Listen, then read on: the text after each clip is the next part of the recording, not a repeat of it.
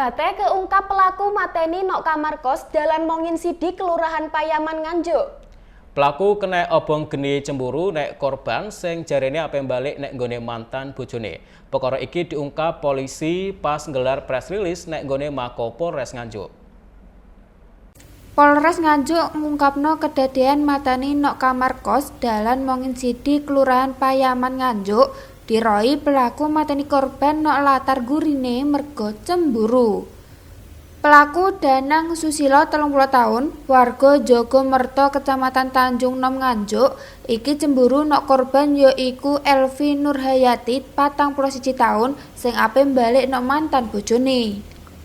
Sabare mateni korban, pelaku mateni Elinda Jelsa Ika Eldianti 22 tahun anake korban.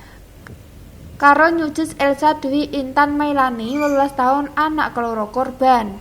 Nok kedadean kuwi rong wong mati nok panggon kedadean. Sauntara kuwi Elsa Dwi Intan Mailani selamat karo saiki njalani rawat jalan sabare dirawat intensif nok RSP yang Karanganjuk. Saiki pelaku diancam pasal 338 KUHP tentang pembunuhan karo ancaman hukuman 15 tahun penjara. Ahmad Syarwani, JTV.